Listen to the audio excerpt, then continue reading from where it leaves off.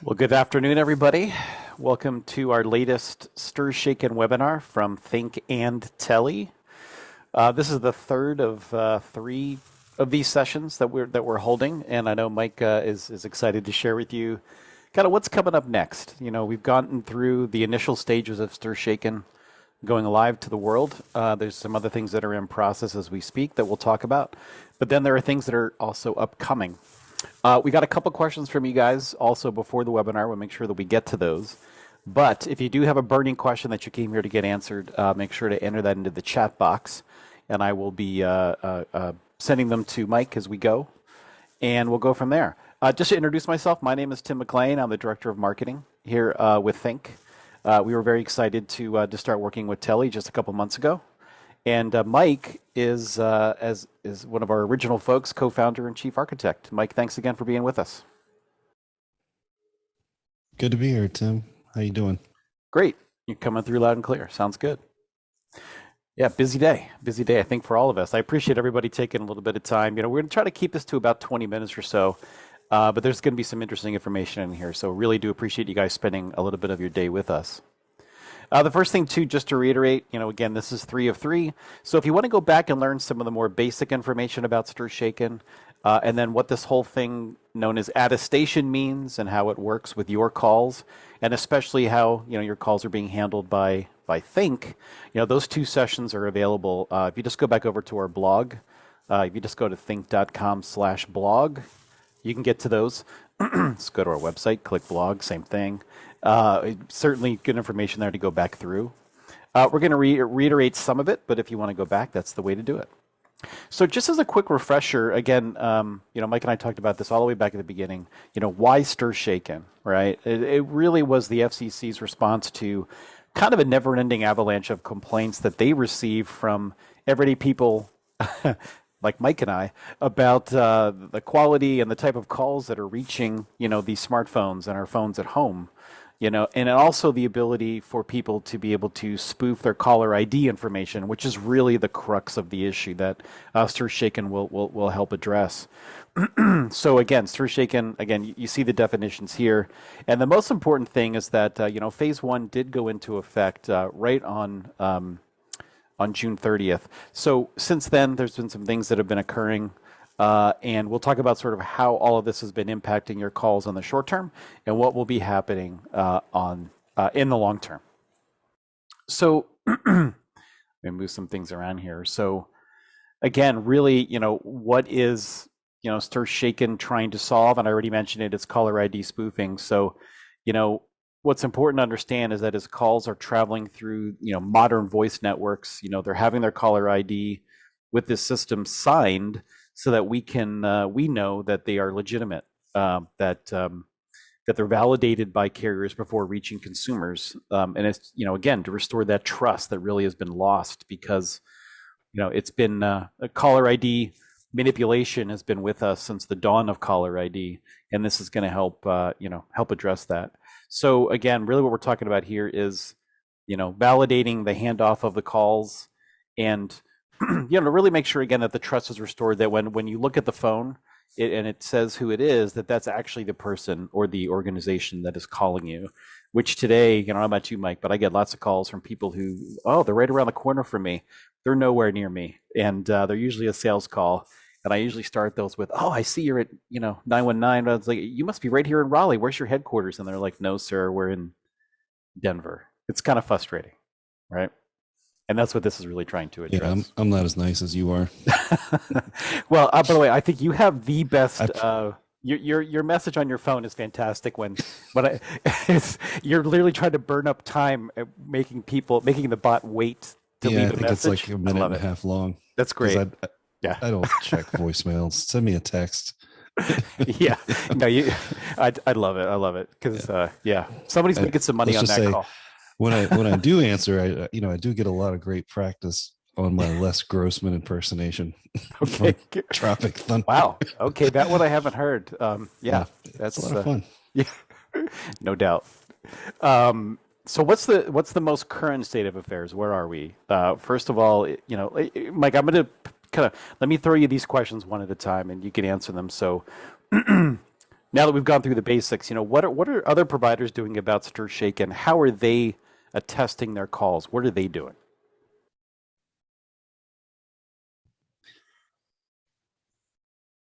So you're talking about across the board. I mean, Yeah. there's a lot of things going on. A lot of providers, and I'm not going to name specifics because they're not paying me to advertise for them. But the most common thread is you'll get an A attestation, with this network. That's a very common thread, and the fine print is if you're using one of our numbers or if Right. you move the numbers to us, and it's on net, which is the same answer we've been telling people since we started this.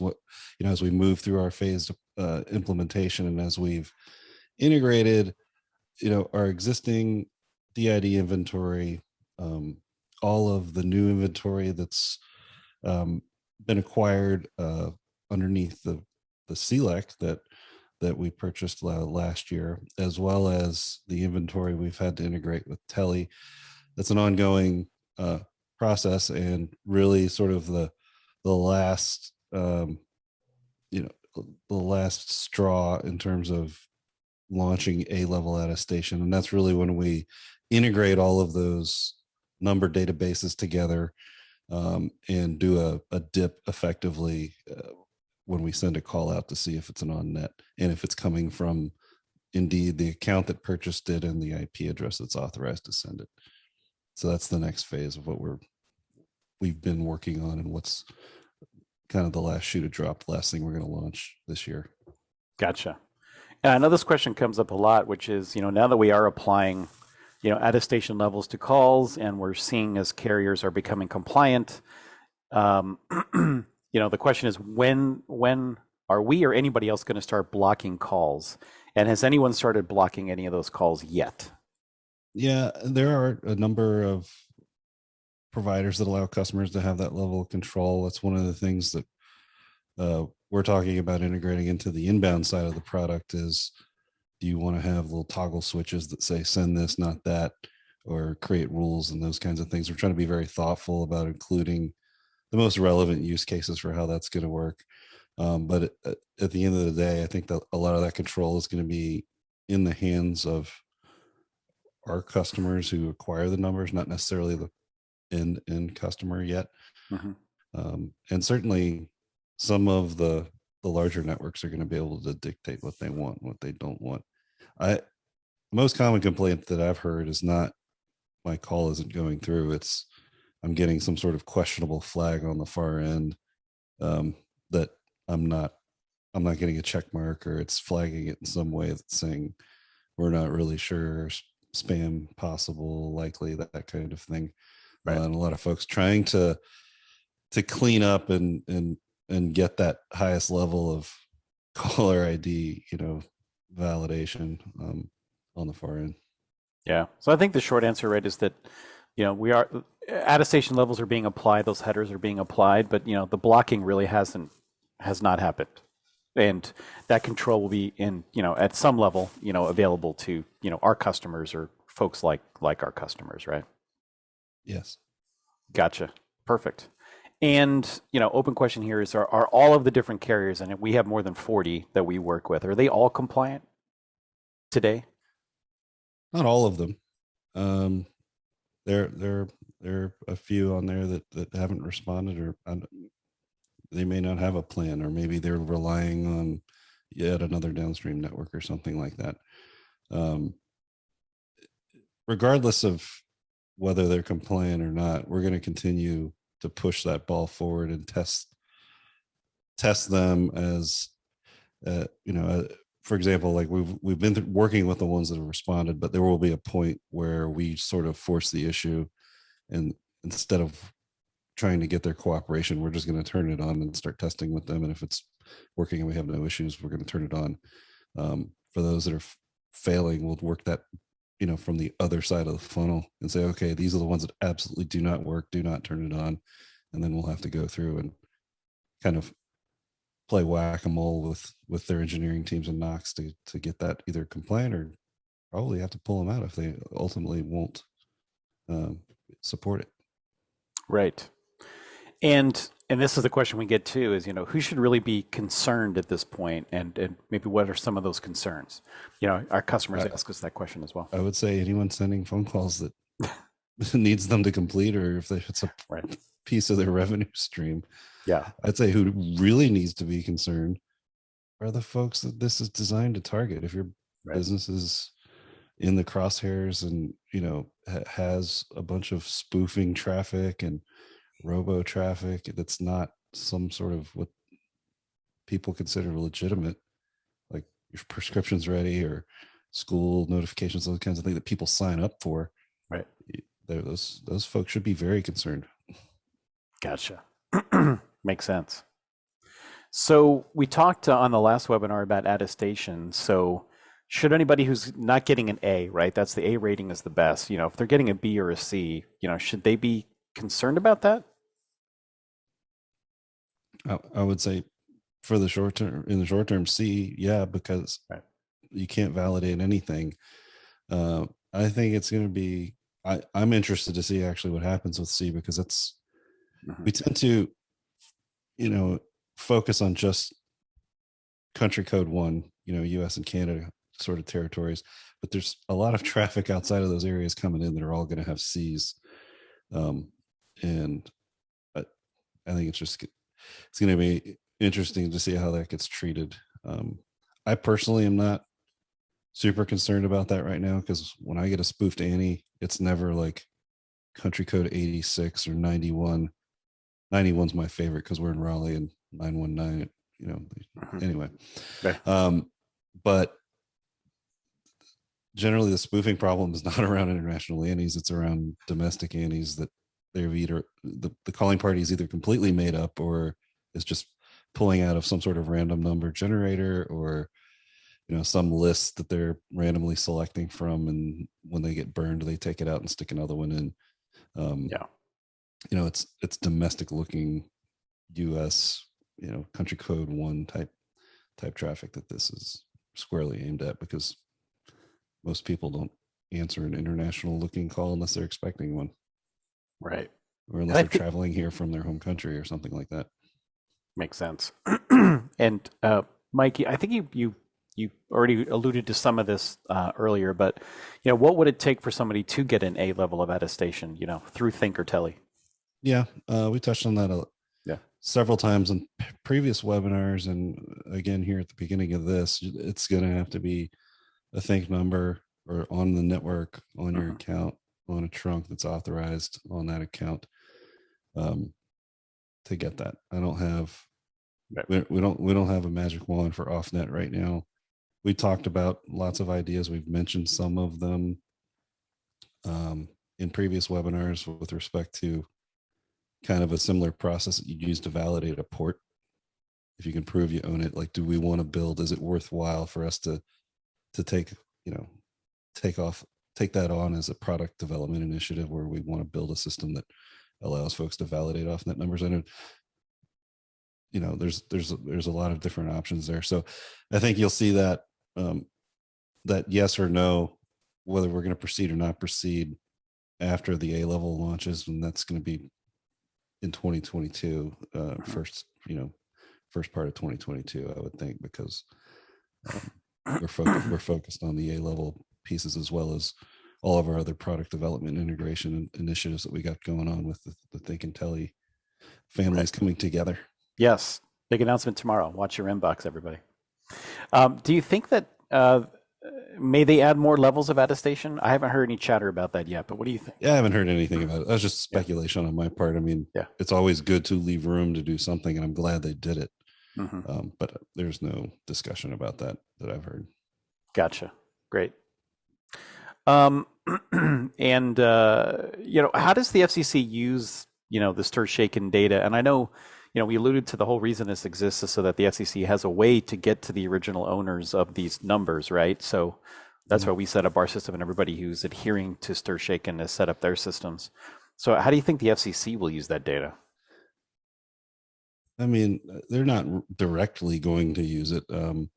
What's going to happen is the terminating network is going to use it to validate the call. They're going to record that information. They're gonna know the network. They're gonna know who signed it. They're gonna know how to go find them in the database. And I would imagine when they collect enough violations, that entity is going to notify FCC. Yeah. They don't do that right away. I mean, we get these things all the time, direct Mhm. notifications from downstream or down the line providers that say, "Hey, I got two today that were, Social Security, IRS fraud types of things," and they give you the number, and we have to mitigate it immediately, Right. and we do. Mhm. But I don't think you get too many chances with that. And same thing with our clients. If we have a weekly sort of review on this at the management level, Mhm. and as as recently as yesterday, there were at least two clients that we exited from the network for repeated violations, because it's just with what's coming and with what you know the remediation penalties are going to be. I don't know what they are, but I imagine they're not going to be cheap. We just can't afford that liability, and that's one of the reasons we have a multi-pronged approach to make sure we keep our networks clean, and that we're helping our customers keep their stuff clean. But the direct answer to the question now is the FCC is not the one doing that. They're going to be the ones levying fines and those kinds of things, which I Right. imagine will be coming soon. Yeah. Makes sense. Hmm. So really, I think the $1 million question is, just the whole notion of stir shaken. Do you think it's going to work? Is it going to reduce illegal robocalls? Is it going to reduce caller ID spoofing?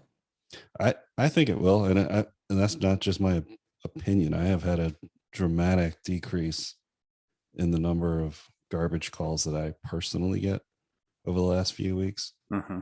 Um, I'm sure a lot of that has to do with the fact that I've taken advantage of my provider's spam shield that Yes. looks at these things. Right. But yeah, it's definitely going to have an impact. Good. Yeah. And what do you think the next measures might be? Once stir shaken is really up and running, what do you think is coming after that? Yeah, hammer's coming, Yeah. right? Yes. Right. There, those that aren't responding to remediation requests and that are repeat offenders, they're going to fine. Yeah. That's right. And I don't know what they're going to be, but I mean, you can go search headlines for past high profile type fines, but they're very, very steep. Yeah. um you know One of the ones I was thinking about the other day, when we were talking about this, there was a company a couple of years ago in North Carolina, I think it was in Wilmington, that made national headlines for this kind of thing. And that was it for them. Yep. Yeah. Well, I agree with you. I mean, it really feels like we're finally going to, have the right pieces of data in place. We're going to we're going to attest to the A-level calls and be able to find out exactly who those folks are through providers like us. And then, the B's and C's, it feels like it makes a lot of sense, right? That this is a very needed upgrade to how we're, dealing with calls and, being able to mitigate these things. So it definitely, I agree. I agree. Yeah. We, And then the next big date that everybody, well, voice service providers, VSPs, should be tracking is that September 28th robocall mitigation plan filing date. um you know Anyone who is determined to be an intermediate provider for terminating voice service products is going to have to file a plan in there. If they're right. classified as a VSP, we're going to be prohibited, and they're not filed in there, we're going to be prohibited from taking that traffic if they Right. don't file. There you go. Hey, Mike, that's so interesting you answered that question just now because that was the first question from Brett. He was asking me that all about Oh, our the. sales engineer sent me a question from a customer yesterday, and I have to reply to Oh. his email. I just figured this is just as good as any for him to address it. No, it's perfect. He's asking about, who needs to file, with the robocall mitigation, database, and will think, block traffic to providers that terminate traffic to think if they have not filed. It's a voice And service right. provider classification. Yeah. Yeah. Yep. You answered it. That's great. Mark is asking, let's see. And I think every webinar we've had, Mike, somebody's asked a variation of this question. Is like who needs to file with the FCC? right? Who needs to be in that database? This is somebody who's saying they're a cloud voicemail service provider. Calls come to their DIDs, and then they're like, look, we don't provide dial tone, and they can't dial out. Are we included in the FCC registration requirement? Yeah, we should pull. Yeah. We should post, when we post this, all of the documentation that's been published around who needs to do this. Yeah. Because I imagine we're just going to keep getting the follow-ups, and I want to make sure we give them the exact data. So we'll take that action to post exactly who needs to do that with this when we're done here. Does that work? Yeah, absolutely. And Ken is asking is, that he's getting complaints from clients saying that their phone number comes up as possible spam. Mhm. And the question is, how do we get that removed? And I guess apparently he's not a thinQ or a teli customer, but he's wondering how can he deal with that? How would he? Ultimately, the attestation level of whoever signing that is going to drive that. So if it's not something we're signing, it could be a problem with the signature. It could be the attestation level it's getting. Our goal is to move all of our inventory to an A level, this quarter. So, coming up. So, Okay. That's what we announced when we launched. That's been the target date, for A level for our internal team the entire year, and that's what they're focused on. Right. And it's it'll be a comprehensive, integration of our entire on-net footprint that we provide. Gotcha. Yeah, and that's what Mark is asking. Mark's one of our long-running customers, saying that I know that he provides services to Oregon Hospital Network out there, and he says he's being asked to submit proof that his numbers are using a valid A attestation. How can we do that? And I think the question is, or the answer is right. Our A attestation is coming up, right? Yeah, Okay. That's the answer for that one. Right. Gotcha. Gio's asking, is FCC or USAC registration required for calls to be accepted? How do you verify registration? That's back to the other question. Yeah. we can provide those documents about how. Yeah, all I'd that rather works. provide that in Yeah. writing, so everyone has very specific direction on that. Right. Well, this is a good one. Frederick's asking if we're reselling thinQ or teli or thinQ, must we file as a VSP? If so, what does that robocall mitigation plan look like? I think Yeah, he's covered because he's with us, right? No, well, I mean, if he's Okay. reselling, that sounds like Okay. intermediate to Okay. me. I would file a plan, and there's no Okay. format for the plan. Right. I looked at one that was like this much text on a Word Yeah. document. Right. I think the main thing is to be in there with what your plan is. Yeah. We're going to do blocking, or we're going to do, we're going to look at complete rates, and we're going to have like an auto blacklist for bad annies, or every time we get a complaint, we're going to take action. Whatever your plan is, it just has to be in there. Gotcha. And Exactly. it can be, we're doing stir shaking, we're not doing stir shaking, and the reason we're not doing it is because we get it from thinQ and they do it. We're going to do, Mhm. you can kind of peruse that database. There's all kinds of examples that you can Right. read and take your inspiration from for how you want to craft your own, but it's including not ours. it's not a super complicated process. You just have to do it. Right. Exactly. Literally everything that Mike just said is in our document, basically about what our timetable is, what are we doing, and it's all been filed with the FCC. So if you're a customer of ours directly, you're fine. If it sounds like the intermediate folks, might need to file their own. If you're an intermediate service provider, you have to file. Got it. Something. Okay. Let's see. David's asking, I have filed with the FCC. I'm in their database for robocall mitigation. Do I also need to file something with thinQ that I've registered with the FCC, or do you look that up on the back end? Is that necessary? We're going to scrub that database. If you want to proactively send that in as a ticket, that'll help our team. Yes. They're kind of going through the account lists now and validating those things. And, we're going to, for the ones that are deemed to be, an intermediate voice service provider, they're going to be doing outreach to make sure they filed and, validated that we see it And if we don't see it, hey, you might want to hurry up a little bit because that date's coming in 13 days. Yes.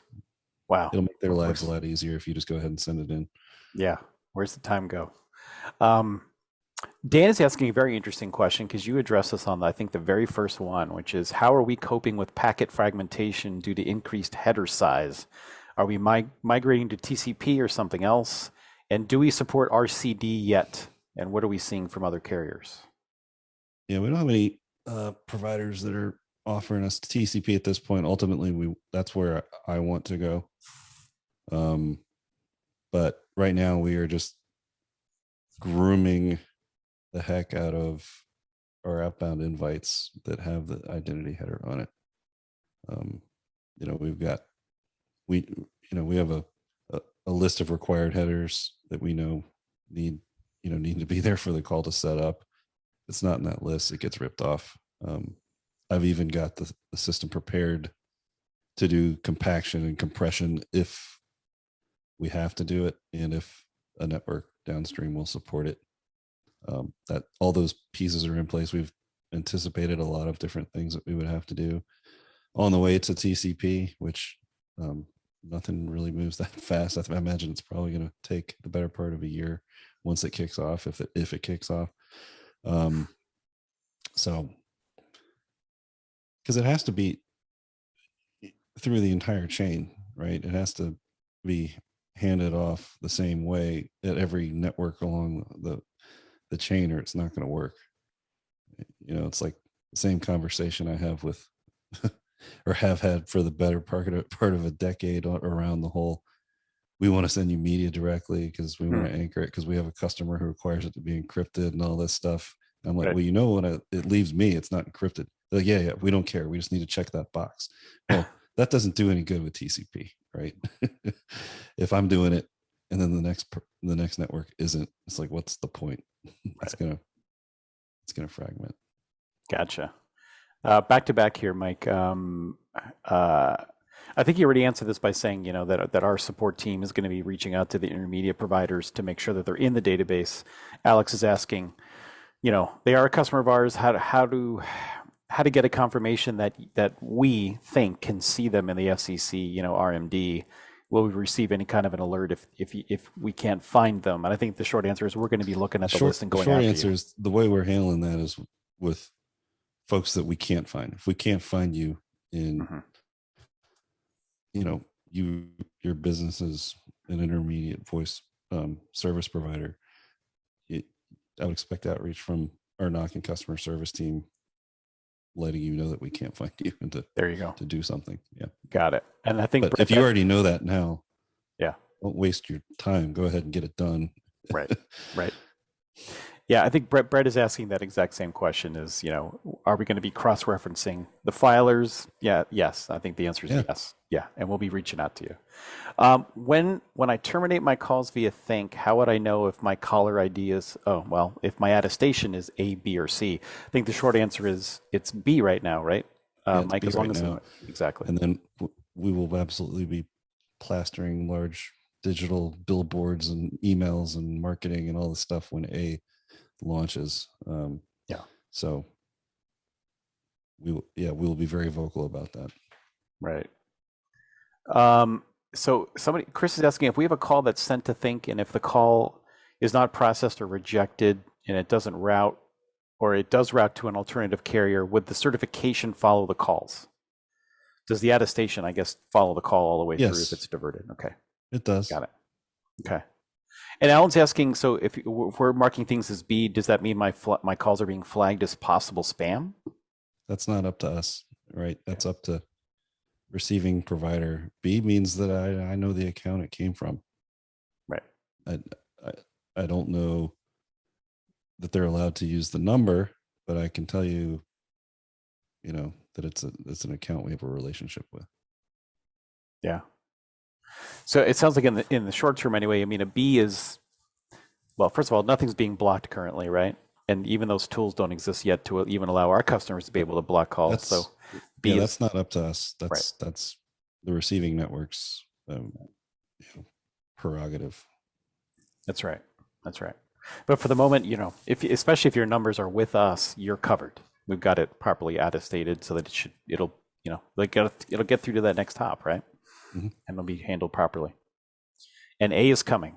And you said, Mike, again, just to reiterate, when is the A? You're thinking that's coming in a month or two? Is that when that'll? Yeah, Okay. we slated it for this last quarter coming up. We're trying to get it done as quick as possible. Right. Um, we're halfway through September. I would expect it. I would expect it in October. Mm-hmm. I know that and I know that there's a lot of work, like I explained earlier, that's been done that we've been doing to integrate and groom all of these origination networks together, and our CLEC footprint, and our off-net footprint, and our toll-free footprint, and all of the 5 networks that are interconnected for toll-free or Ridge for the LCR product. So there's just been a lot of behind the scenes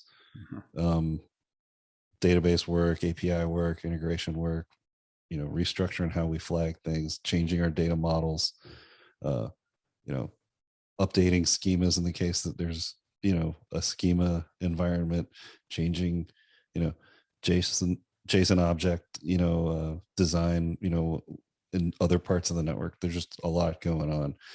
But we've been working on it, and we're kind of at that point where I feel comfortable saying that it'll definitely be sometime in October, and we'll continue to kind of update the customer base, through Tim on the resolution on that date as it gets tighter. Mm-hmm. We got a lot of testing to do. No doubt. Well, it's been a long process, Mike. Appreciate you and your team's hard work in getting us up to speed and properly addressing all this. I guess one just question here just came in here from Aaron P. He says, because it sounds like you'll be doing that cross-referencing, you'll be alerting people who need to file. But could we run through some of those examples? I guess he really is asking, from a high level, who does need to file? Again, that'll be included with the recording of the webinar, right?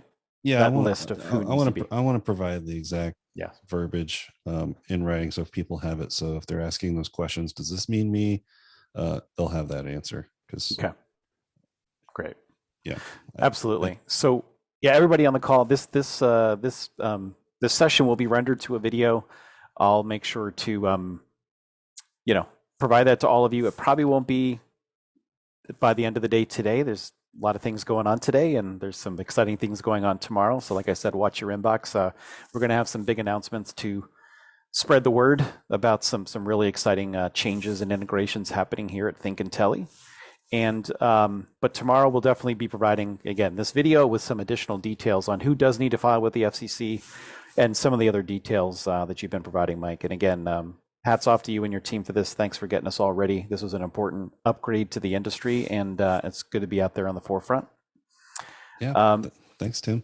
Absolutely. So in the meantime, everybody, thanks for your time today, and keep those questions coming. By the way, you see at the bottom of the screen, support@thinQ.com. If you've already filed with the FCC a mitigation plan, send it in. We'll add it to your account. We'll make sure that you're flagged so we don't have to come chasing after you for it, which will be happening down the road. And any other questions you might have, because the support team will funnel those directly to Mike, and we'll make sure we get you an answer. But watch for an email from us tomorrow, along with some other super exciting news I wish I could tell you.